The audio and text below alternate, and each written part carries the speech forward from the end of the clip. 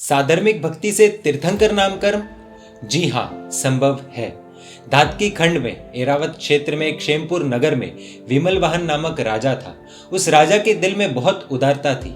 अपनी प्रजा को खुश रखना उस राजा की प्राथमिकता थी। कहते हैं कोई भी व्यक्ति जो इस राजा से मदद मांगने आता वो कभी भी खाली हाथ नहीं जाता था। उस राजा के शासनकाल के दौरान राज्य में एक बहुत ही भयानक अकाल पड़ा।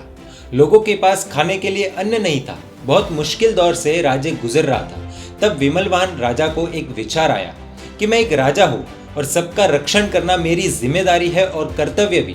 राजा ने निर्णय लिया और अपने रसोइयों को आदेश दिया कि इस अकाल के समय पहले भोजन तैयार करके संघ को भेजा जाए और फिर अंत में जो भोजन बचेगा उसे राजा को परोसा जाए। स्वयं से ऊपर संघ को रखा, स्वयं से ऊपर साधर्मिकों को रखा।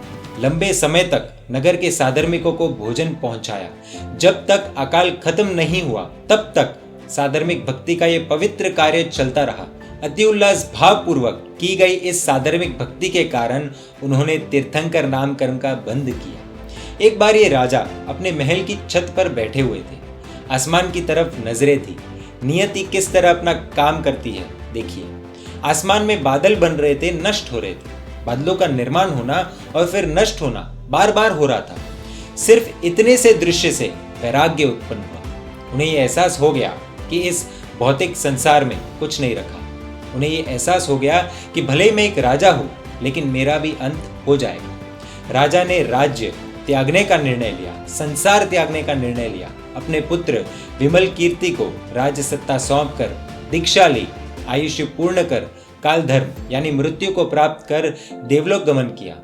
देवलोक में अपना भव पूर्ण कर श्रावस्ती नगरी में राजा जितारी और रानी सेना के पुत्र के रूप में जन्म लिया। वो और कोई नहीं, असंभव को संभव करने वाले हमारे तीसरे तीर्थंकर परमात्मा श्री संभवनाथ भगवान ही है। अब विशेषता देखिए, जिस नगरी में जब इनका जन्म होना था तब भीषण अकाल चल रहा था और इनके जन्म होने के बाद उस नगर में चारों ओर से विपुल मात्रा में अनाज आया। अकाल सुकाल हो गया, इसलिए इनका नाम संभवनाथ भगवान रखा गया। आपकी जानकारी के लिए बता दें, 400 धनुष की काया वाले परमात्मा श्री संभवनाथ भगवान हमारे इस 24 के तीसरे तीर्थंकर हैं, जिनका चिन्ह घोड़े का है। केवल ज्ञान प्राप्त कर समेत शिखर जी की धरती पर 1000 आत्माओं के साथ निर्वाण को प्राप्त कर मोक्ष पधारे। साधर्मिक भक्ति क्या कर सकती है उसका यह उत्कृष्ट उदाहरण है। दोस्तों, आज की कठिन परिस्थिति में साधर्मिक भक्ति का महत्व हम सब जानते हैं। आप इस वीडियो को अपने परिवार, रिश्तेदारों और दोस्तों के साथ शेयर कर सकते हैं। आप अपने भाव कमेंट द्वारा व्यक्त कर सकते हैं। जैन मीडिया पर ऐसे वीडियोस आते रहेंगे। जुड़ने के लिए आपको हमारा YouTube चैनल सब्सक्राइब कर बेल आइकन प्रेस करना होगा। आप हमें फेसबुक और इंस्टाग्राम पर भी फॉलो कर सकते हैं। जय जिन शासन, जय संभवनाथ।